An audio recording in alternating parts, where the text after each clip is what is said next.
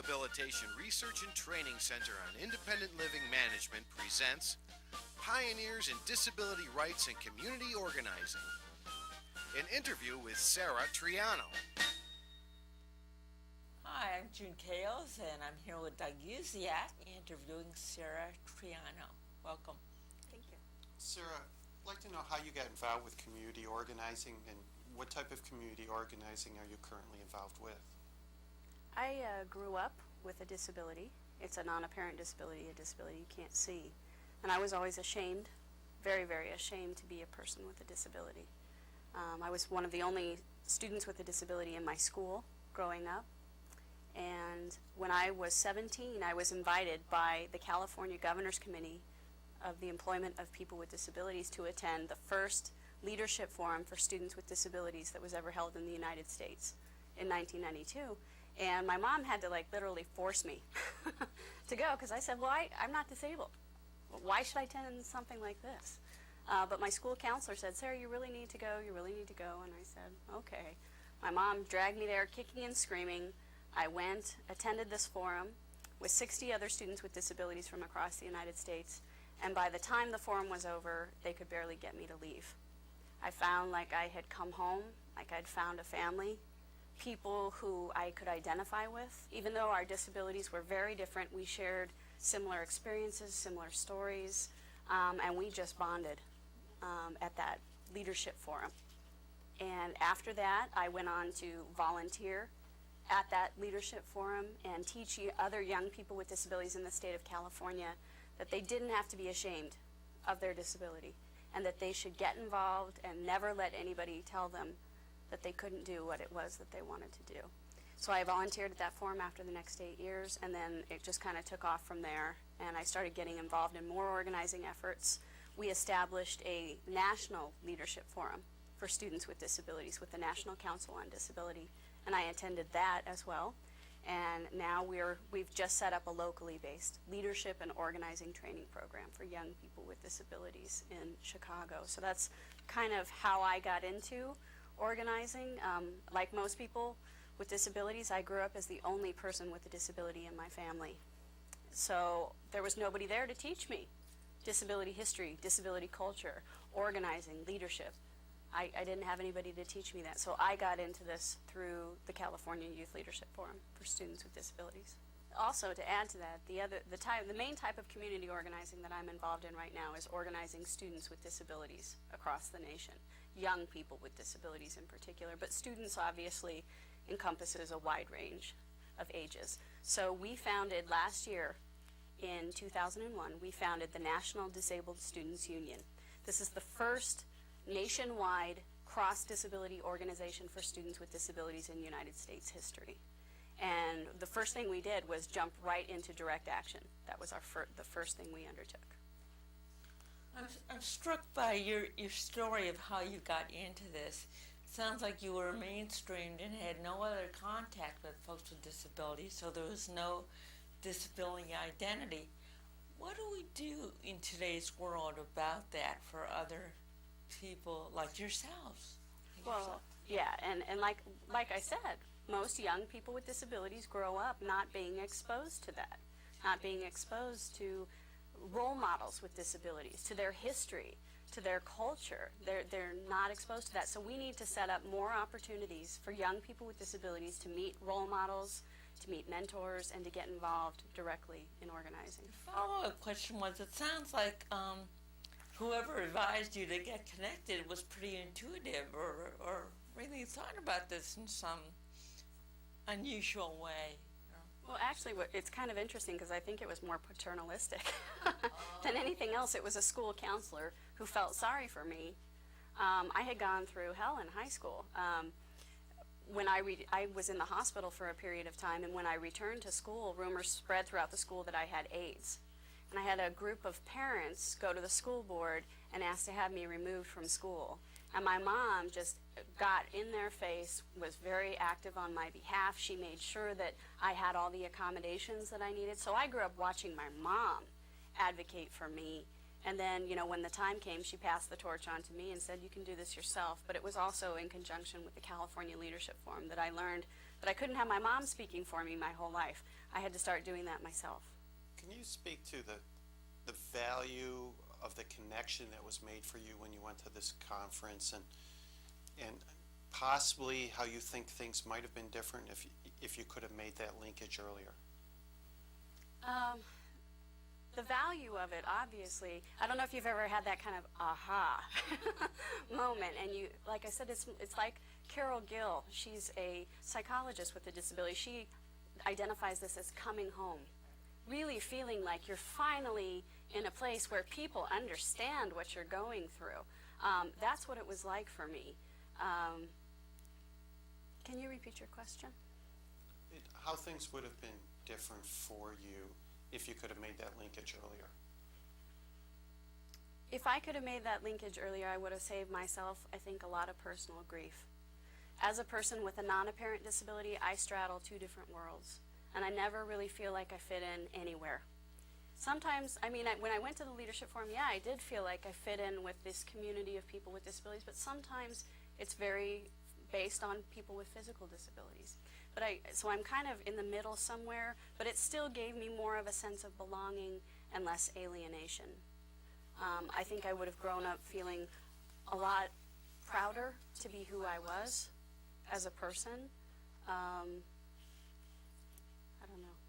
So, in all your years of now organizing experience, what have you learned about the traits of a good organizer, and what are some of the key principles and values of organizing? Some of the key principles that I've learned, number one, is leave nobody out in your organizing effort. You'd be surprised, but even in the disability rights movement, we continue to leave people out in a lot of what we do. You need to make sure that everything you do is fully inclusive, and I mean fully inclusive. So, for example, the National Disabled Students Union, the first thing that we did when we launched our organization, to kick off our organization, on April 7th, we chose that date for a very specific reason. We decided to hold a leave-out. Basically, it's a walkout, but we called it a leave-out, and we were protesting the Supreme Court's Garrett decision. We were pissed off about it, and we wanted to send a message to the Supreme Court saying, you know, the people's right to equality comes before the state's right to discriminate, and the youth of the disability rights movement are not going to stand by and watch you trample on the rights that our predecessors fought so hard to get. So we decided, we picked April 17th, I'm sorry, not 7th, April 17th, and what we did, that was the date of the founding of the Student Nonviolent Coordinating Committee in the 1960s. So we purposefully chose that date to honor the legacy of those activists and to say we're picking that back up in the disability rights movement. So we chose that date. We had a nationwide leave-out. Now, I know a lot of groups, what they'll do in organizing is everybody come to Washington, D.C., or everybody go to San Francisco. Well, one of the biggest barriers in organizing is economic access. Especially young people and students with disabilities don't have the money to travel and to go to these kind of protests. So what we did is we held a nationwide protest. We said, in your area, students with disabilities in your local area, leave out of your schools at 12 p.m. Eastern Standard Time. All of us will walk out. We're going to leave our classes, leave our schools, and have a rally and a protest to send a message to the Supreme Court. So we also had an online virtual picket line so that people who couldn't get out to a local school could have an opportunity online to get involved. So people who are in institutions could be involved in sending a message to the Supreme Court. We did everything we could to make everybody be able to be involved. Talk more about the online message and how that worked. We had basically it was a chat room, a big chat room, and anybody at that time could come online and chat about, basically we were giving speeches at the local areas, you know, in our big rallies, but they could go online and talk back and forth online about, and give speeches online, and then we recorded that, and at the end we sent all of this to the Supreme Court. And obviously, based on the recent decision they issued this week, they didn't listen to us, but they're about to get schooled again. When you you got involved, who were your mentors and how did they advise you and bring you around to where you are today? I was extremely fortunate and privileged when I attended the California Youth Leadership Forum. Since that was the first one in the nation, I got to meet some of the best disability rights activists out there. I met Paul Longmore, and he taught me about my history and my culture at that time, at that conference. I also met someone named Catherine Campisi. At the time, she didn't have her current job. She's the director of the California Department of Rehab now, but she was my counselor. And she taught me, she said, Sarah, you should never be ashamed to be who you are. Be proud. You know, she said, are you ashamed to be a woman? I said, well, of course not. What are you talking about? I'm proud to be a woman. She said, then why are you ashamed of your disability? That's what Catherine taught me. I've been very fortunate to be exposed to a lot of particularly strong women with disabilities who have really made an impact in my life. I met Marka Bristow at the National Leadership Forum for Students with Disabilities, and Marka took me around and just introduced me to everybody. Of course, they had no clue who I was, but she just wanted me to meet these people because she knew that it's all often not what you know, but who you know that will advance you. The numbers of mentors, I could go on and on and on and on. In the disability studies arena, David Mitchell was a tremendous mentor for me. Carol Gill, I mean, like I said, Deva Kasnitz. I could go on and on and on. But the true mentors, I think, for me, especially at that leadership forum, were my peers. I learned more from my peers with disabilities than from anybody else. And my mentors today are the people that I work with. Marquito Day, Delon Lewis, Heather Harris, some of the co-founding members of the National Disabled Students Union, Daniel Davis, Joe Hall, Stephanie Takamoto. These are names that maybe nobody knows yet, but you will. And they're the ones who are mentoring me and keeping me going on a daily basis. What is your advice to others about how to find and use role models and mentors? Get involved in a youth leadership forum for young people with disabilities, but also for adults. They invite adults with disabilities to come. You have to give up a whole week of your life, volunteer your time to come to these youth leadership forums. But I can guarantee you that once you've been through one of these youth leadership forums, you have no problems giving up that week. We've got people just demanding to come back. They want to come back because of the experience. The experience is just so powerful. And I actually did a senior thesis, master's thesis, to try and figure out what exactly is it about these youth leadership forums that changes the lives of young people with disabilities. And I did a study of 5 different youth leadership forums across the country, and I interviewed young people with disabilities who've gone through them, and I said, what is it? What is it? Because whatever it is, I want to bottle it and distribute it everywhere. And what I found was, yes, the role models had an impact. Yes, learning the history, the culture, all of that had an impact, but the key, the most important thing, was being able to come together with other young people with disabilities, and not on the basis of your medical label, your diagnostic category, not being forced together because you have to go see the same doctor or you're in special education together. We're coming together out of a sense of power, and we're sharing stories, and we're empowering each other. That's providing young people with disabilities with a safe space where they can come together and do some consciousness raising, learning from each other. That's what it is. In your work and the various fronts and the activities that you've been involved with, what's your proudest moment? I had read that question when you sent it to me, and I'd like to think that my proudest moment is yet to come. There are a lot of proud moments. When we held the Leave Out in Chicago, we had over 300 disability rights activists and young people with disabilities and people from the progressive left there supporting us. That was a pretty proud moment to me. But like I said, I think the proudest moment for me will come when we can have a generation of young people with disabilities who are not ashamed to be who they are. And when I wanted to go to law school when I got out of college, and I wasn't able to because of discrimination, plain and simple. My proudest moment will come when the young people with disabilities who follow me can go to law school. And they don't have to become an activist. Somebody once asked me, they said, Sarah, you know, what what was it that made you get into activism and organizing? And I said, I was born with a disability into a world that is made for people without disabilities. It was not a choice. And my proudest moment will come when young people with disabilities have a choice about whether or not they want to get involved in activism. What have you learned about getting people involved and keeping them involved, particularly in the campus environment? Yeah, the main lesson that I've learned in getting people involved is to give them power over the process. So in the National Disabled Students Union, we believe in group-centered leadership rather than leader-centered groups.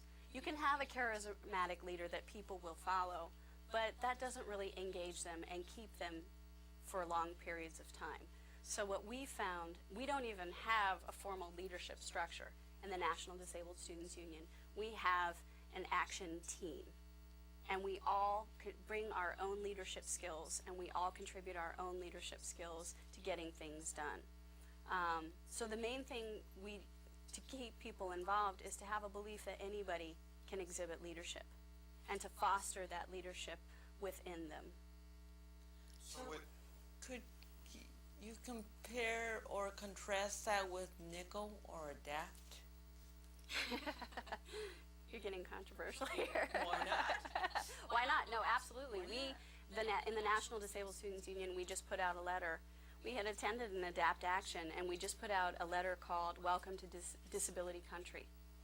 I don't know if you're familiar with this letter, but basically what happened, I attended an ADAPT action in San Francisco, and I was waiting at the elevator to go up to the action, and someone in a wheelchair behind me said, you know, we got a new name for you ABs. We call you walkie-talkies. And then someone next to him said, in a chair, also said, you damn ABs should really take the stairs. And here I am standing, here's me, I have an immune system disorder, and it's very hard for me to take the stairs on certain days when I'm hurting. And this happened to be one of those days. And I have my friend next to me, another member of the National Disabled Students Union, Laura Obara, and she's deaf. So after I finished signing this message to my friend, you know, we both just turned around and looked at this person, and we thought, we go back to one of the keys of organizing that I talked about, leave no one behind. Too often people with non-apparent disabilities are left behind because people assume that you don't have a disability. If I had a nickel for every single time I was told, you can't, you know, you don't look disabled, which of course is supposed to be a compliment, but to me it's actually offensive. If I had a nickel for every time I was told that, I'd be a rich woman. I read that letter. I think it got reprinted in many places. Yes. What were some of the outcomes, intended and unintended, of that letter? The intended outcome, of course, I should finish up what the letter said. It described the story, but it also was a challenge to everybody in the disability rights movement that if we're going to really move to the next level in terms of getting the disability oppression into the consciousness of mainstream America, we can't perpetuate the same segregation and exclusion within our movement if we're going to fight it outside of our movement. That was the main message and that was the intended message. Everybody said, oh, don't do this, don't send it out because you're going to divide and, you know, we all need to hold hands and sing Kumbaya. Well, you know what? The student movement in the 60s played a role, and part of it was to challenge the existing leaders in the civil rights movement to go beyond where they already were, to challenge the sexism within the movement, to challenge the things that were holding the entire movement back. You know, I have someone that I met, a Black Panther in New York, and he once said to me, he said, Sarah, you know, it's the things that we leave out and the people that we leave out that will ultimately come back to hurt us. And I firmly believe that. And that's where the disability rights movement needs to go. Now, that was the intended message of this letter. The intended consequence was to just move us all to the next level.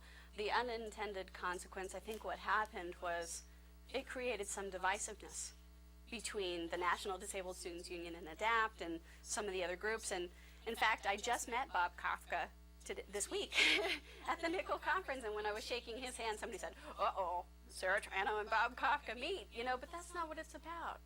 That's not what it's about. We're not there to bring each other down. We're there to push each other to do better, to take us to the next level.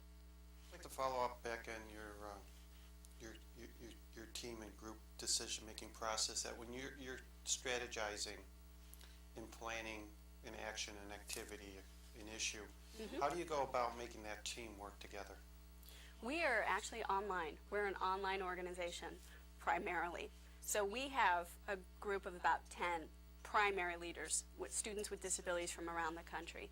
And say, okay, recently they just came to us and asked us to get involved in the UN Convention on the Human Rights of People with Disabilities. And I went and I represented the National Disabled Students Union, and they wanted me to give commitments about what we could do. I said, I can't do that. First and foremost, I had to go back, get online to the organization, to the group of leaders primarily, and say, is this something we want to pursue? And then we all collectively, democratically say yes, no, and discuss the reasons why or why not. Now, the one problem with this kind of non-hierarchical organizing and leadership is responsibility. Who's going to take responsibility for stuff if it doesn't get done, if it doesn't happen? We're still working on that. We're still evolving how we do this. But for the most part, I found it's extremely powerful, and we have more staying power, and it empowers more people rather than a few. So, follow up to that, how do you get involved with negotiations if you've got an online group that you have to report back to? Doesn't that actually delay the process? It slows it down, absolutely. It slows it down. But one of the things I found in organizing efforts in the disability rights movement is that usually people will just push forward very quickly, and sometimes you need to do that.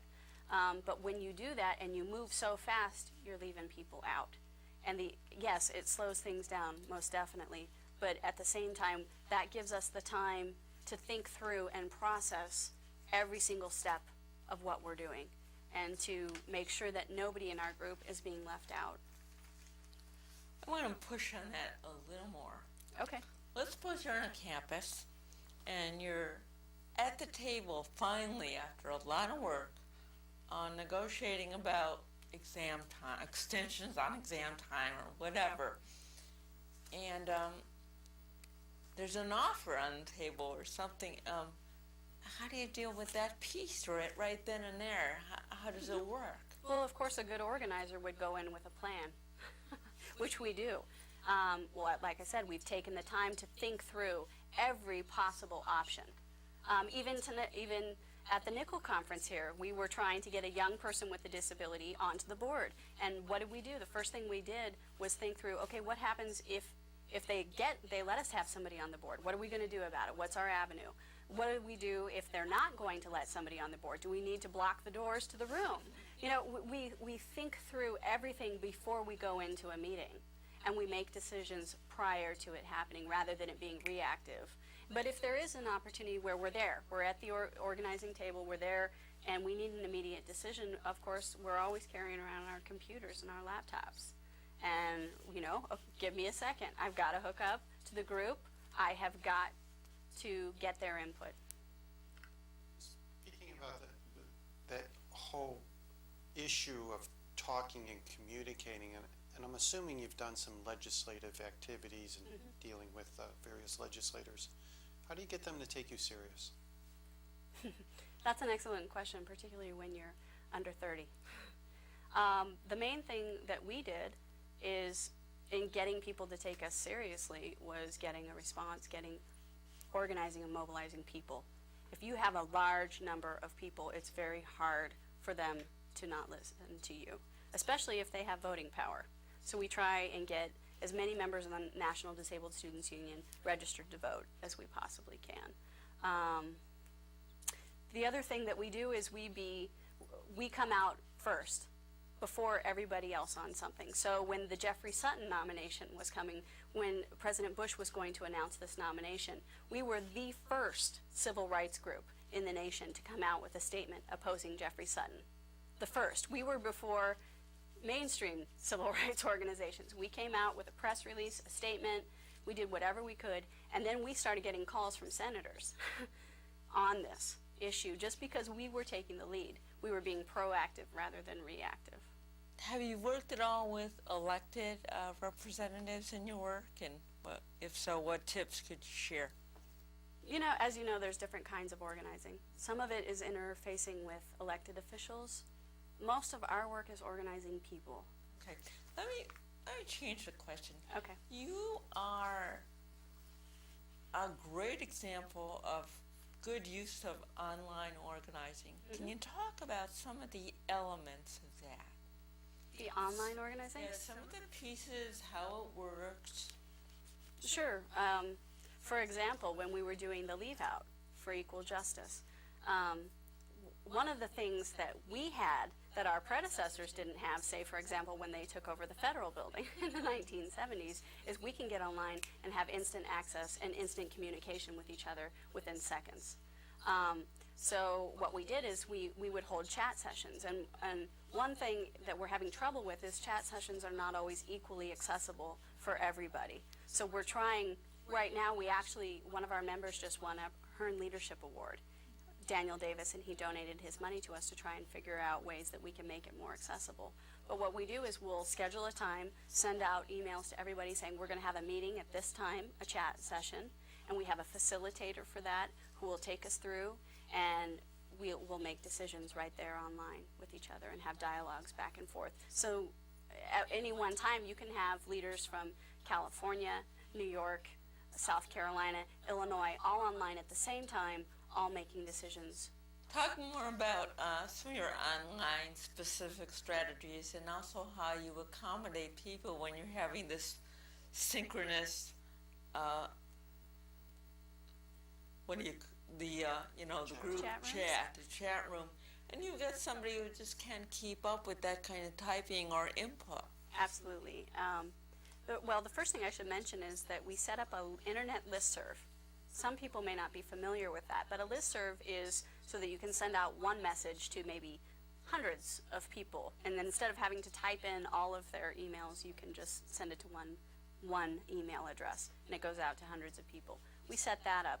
Now, in terms of our chat rooms, right off the bat, we ran into accessibility problems. We tried like AOL AIM, and that was great for people with learning disabilities, but it was horrible for people who use screen readers. So then we said, okay, let's try a different format. So we tried a different format, and that was great for people who use screen readers, but absolutely horrible for people who couldn't type fast. I mean, we kept getting into this, and what we've tried to do is have people who can access one or two of them and then relay the messages back and forth as we're doing this. It's very difficult, but actually what we're doing right now with the $10,000 that we just got from Daniel Davis's Hearn Leadership Award is we're hiring consultants from different disability communities, different who have experience with different access needs, and we're asking them, okay, get together in a room and we want you to help us figure out how we can make this happen, because there is nothing out there right now that can accommodate all of us together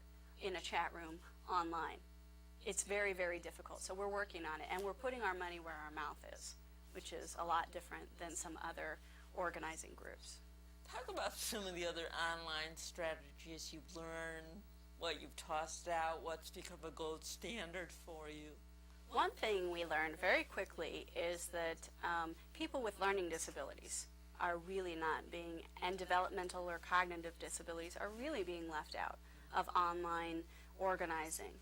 Because a lot of stuff, and another thing we've learned actually in our leadership and organizing training program in Chicago, we do intensive leadership and organizing training for youth with disabilities, 16 weeks. They have to come every Saturday, and one of the things we learned first was that even though a lot of young people with disabilities, we have IDEA, our predecessors fought for our rights, even though a lot of young people with disabilities are graduating with diplomas, they're still illiterate. They can't read and they can't write. And we ran into that problem with our online organizing because, of course, a lot of that is based on a certain level of literacy. And so what we've done is we've hired a consultant named Dan Callahan, and he's helping us to figure out how we can get some of the organizing that we do into sound bites. But then, of course, it's got to be accessible for people who are deaf. I mean, once again, you've just got all these competing access issues. But what we'll do is we'll have a sound file, and somebody can open it up, and it will read orally everything that's going on. And there's orally based email programs. And we're looking into all of this right now, so that we don't just promote an organization that is for the few but for everybody. That's NDSU's mission. We believe that all our sisters and brothers with recognized and traditionally not recognized disabilities, and who are formal students but maybe aren't students in a formal school because of the barriers to education in the United States, we believe that all of them should have an opportunity to get involved and to move people to action and change. How successful have you been with the press? And if you've been successful, how did you accomplish it? Interestingly enough, we were quite successful with the leave out that we did, our very first organizing effort, because a lot of people outside of the disability rights movement wanted to jump on board and support what we were doing, because the case that was involved was about workers' rights as well. So we got a lot of the progressive left, so we got a lot of progressive media supporting us on that, and a lot of media in the disability rights movement. In terms of mainstream media, we did get some help with Cindy Jones from the Center for an Accessible Society. She gave us a donation of a consultant to help us with our media. Unfortunately, that effort wasn't as successful as we had wanted, but actually it's kind of interesting because we were extremely successful in the minority media. So we had the Latino and Latina stations, TV stations in Chicago covering us. And, you know, at first somebody said, oh, it's too bad, you know, the Chicago Tribune and all of them didn't come out. But we got out to the communities that we're trying to reach. So we define that as successful. Have you had experience with your actions or activities moving from demonstrations, actions, to confrontation, to civil disobedience? We haven't gotten a lot into civil disobedience yet because we are preparing people for that.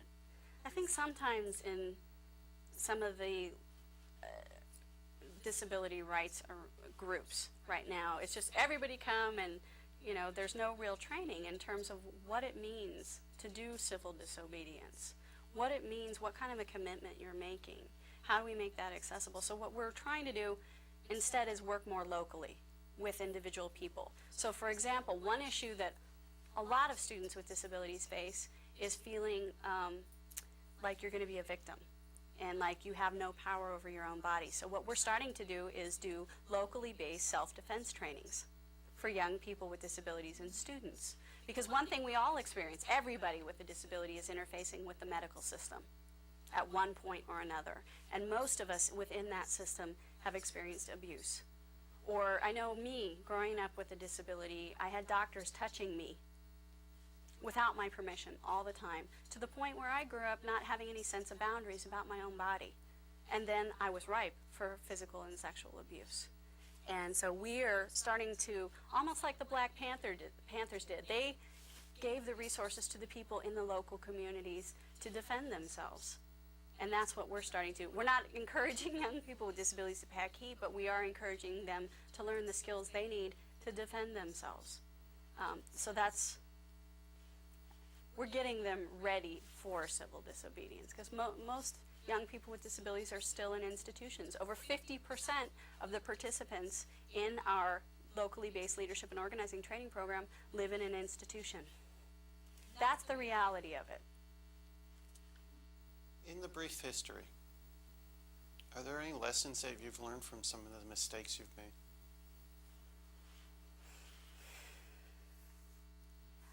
I think one of the main lessons that we just recently learned in our leadership and organizing training program is establishing boundaries in organizing efforts. Sometimes people get so close when you're organizing that you almost feel like you have carte blanche to say or do anything. And just because somebody has a disability doesn't mean they can't be a sexist or a racist or whatever. And you need to set very firm boundaries right from the start in any kind of organizing effort. We were not as successful at doing that, and I think it really hurt us in the end. Is that really an issue of sexist or racist, or the fact that people are coming together at a time of emotional period where people are bonding on an issue, and that gets confused with what the real emotional feelings are towards each other? Yes, absolutely. And especially when you're dealing with young people with disabilities who've never been exposed to a lot of this. A lot of emotions come up. And there is a closeness that's there, but you have to establish the boundaries right from the start of who you are, what your role is, what we're trying to get out of this. Otherwise, there's a lot of gray areas and a lot of opportunities for problems. We always ask people about how they deal with burnout, and for you, you've got a campus focus as well. So are there any particular specific issues germane to campus, as well as keeping people involved because of all their other draws? You know, they're in school, homework, all this stuff. Well, that's the great thing about group-centered leadership rather than leader-centered group. Because what you do in the National Disabled Students Union, I have a chronic illness. So there are going to be times when I am right up there, right at the forefront leading something. There are going to be times when I need to pull back. And what we found in the National Disabled Students Union is when you empower everybody to be a leader of the group, not just one or two people, then when I need to pull back, somebody else can come forward and they can contribute. And especially for students who have really tight schedules, you know, they don't always have as much time and energy and resources to devote to organizing. It gives them an opportunity to get involved when they can, but not feel like it has to be their whole life's passion, and to get involved in other things too. But I think if you only have a leader-centered group, that's really hard to do. What about the follow-up on issues? If you're really hammering on something, and due to the nature of what you just said, you're dealing with students, they have a school life besides their own personal life, and now you're also dealing with a real issue that you need to hammer down, and could be exam week coming up. How do you deal with that follow-up? Well, I mean, first and foremost, and this is a lot of the adults in the disability rights movement have been really bad about this, is you are cognizant of those limitations and those things that are coming up. So you don't plan the nickel conference the last week of school when most students are graduating. You don't do that. You think ahead. Is there a message here? Yeah, absolutely. Absolutely. And you provide opportunities for membership that are affordable. But what are some of the other messages for the older people in the movement who may not be thinking about, you know, grooming the new leaders and being welcoming and involving youth? First and foremost, I think a lot of the leaders of the movement right now started what they were doing when they were our age. And there comes a time, and they had the passion that we have and the challenging of the rules. But as you get older, you start to get a little more institutionalized. And even Nickel right now, sometimes, I won't make that a generalization, okay? But even Nickel has all these rules. And we're coming and saying, but we don't like the rules. You know, get rid of the rules. And they're, wait a minute, but you know, you were like that when you were our age too. And it's time to start passing the torch, because whether we like it or not, people with disabilities sometimes die off at an early age because of our disabilities. And we need to groom that next generation, because we don't have an intergenerational transfer of the history, of the culture, of the leadership. We have a responsibility to be passing that torch on to the next generation. Now, I'm going to get on a soapbox here. Because I hear, we were in a training actually, an ILNet training, independent living net training, and we heard somebody say, you know, we're just really concerned about the next generation coming up because they just don't have the same fire and passion in their bellies. And all of us at Access Living, we were, you know, screaming and cussing at the phone because we do. We have that passion. And I also hear all the time, you know, they don't appreciate the people who came before them, and they don't understand what it was like to grow up without ADA and without IDEA. Bullshit. I don't agree with that at all. We wouldn't have formed the National Disabled Students Union if we didn't care about what you did for those who came before us. If we didn't care very much and wanted to fight for the rights that you fought so hard for us to get. And let me tell you, yeah, we've got the ADA, yeah, we've got IDEA, but life is still not this great rose. We still experience a lot of the same discrimination that you probably did growing up. And a lot of that is because we can put, Martin Luther King said, you can't legislate attitudes. Yeah, we've got laws on the books, but there are still people who don't see us as human beings. And there is still structural oppression in place that needs to be changed. what would you like to see as your legacy? I mean, you obviously have a clear vision, but what would you like to see when you look back as your legacy? Once again, I'm going to rephrase this to be not my legacy, but the legacy of my generation of young people with disabilities. And that would be that the ADA was passed, and when it was passed, nobody knew about it. We didn't have the pictures on TV of the cops beating us and being sprayed by the hoses. It didn't get into the consciousness of mainstream America, the disability oppression, and that's what I want our legacy to be. I want our legacy as a new generation of leaders with disabilities to be that everybody knows about what we experience and that we see justice in terms of human justice and human rights and not just group-specific rights, because people are going to experience discrimination based on all kinds of differences. You shouldn't be discriminated against on any kind of physical difference, whether that be disability, gender, race, whatever. The other legacy that I hope we spread is pride, disability pride. I want young people with disabilities to feel as proud of their disabilities and to see their disabilities as a unique characteristic of who they are that is a fundamental part of who they are, just like their race or gender. Because you can't have a movement for civil rights with a group of people who are ashamed to be who they are. Picking up on that point, have you seen models of taking that down the age range, looking at kids in K through 7, K through 3, you know, that are mainstream, that are as isolated as some of the rest of us were until they got to the campuses? Have you seen any better models out there that help them develop that sense of pride and identity and passion earlier on? I have not seen anything like that yet, and I would love to see something like that We do have a young woman with a disability in our leadership and organizing training. Her name is Nura Ali, and her mother, from a very early age, I mean, we are talking 2 and 3 years old, exposed her to adults with disabilities, did everything she was supposed to, and Nura is incredible.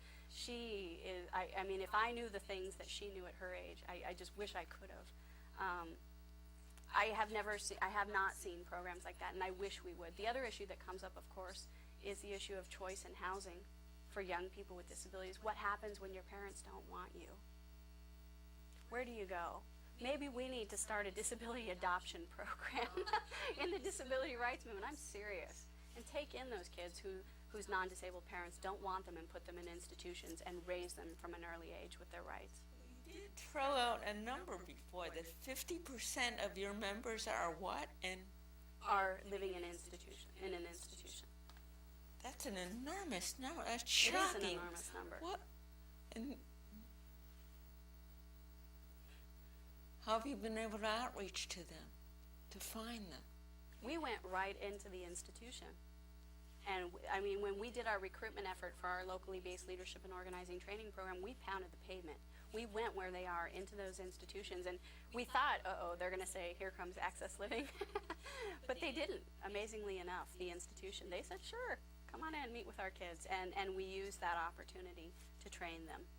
And do you have an ongoing communication link with them? With the institution? No, with the kids. Oh, with the kids, absolutely. Absolutely. But it's hard because institutions have rules, of course. Computers, No computers, talking to them on the telephone or TTY is almost impossible. But in a way, we're going at this effort sort of like you would see the loggers and the environmentalists in California and on the West Coast. They each have a goal that they need to get, and the system is what pits them against each other to ultimately hurt whatever it is they're fighting for. So when they started talking with each other was when real systems change started to happen. So what we do, we're sitting with the people working in the institutions, most of whom are non-white. We don't want to put them out of a job. That's not what we want to do. So what we're trying to do is talk with them. What are some mutual ways that we can work together to make sure that these young people with disabilities can live in the community like they like, but also not putting you out of a job, while also not supporting the disability business that employs a lot of non-disabled people. So it's a fine line, and it's hard, but that's what we're doing. How are your efforts being met from the outside community, not within the disability network, but the outside community as far as parents, teachers, potential employers? It's very interesting. Let's start with the parents. I think we're seen as a threat to most parents because the reality of the social service system in the United States means that most parents have to take on the role of caregiver for their child with a disability for their whole life. And they get into that role. And then it almost becomes a part of their identity. So what happens when you've got activists coming in, teaching your young person with a disability to speak for themselves, to maybe live interdependently on their own, you see that as a threat to your own identity. So one thing we've done actually in our Yield the Power project at Access Living, which is our locally based leadership and organizing training program, is we also are training the parents. We're teaching the parents disability history, disability culture. We decided education was the best way to deal with that problem. The reaction that we're getting from outside is one of curiosity, one of interest. Once again, though, I think you hit on the point. I don't think people take us very seriously because we're so young. Because, you know, I've heard this over and over again, you're just so naive and idealistic. Well, maybe I am, but we think that we have a pretty good vision for what's there.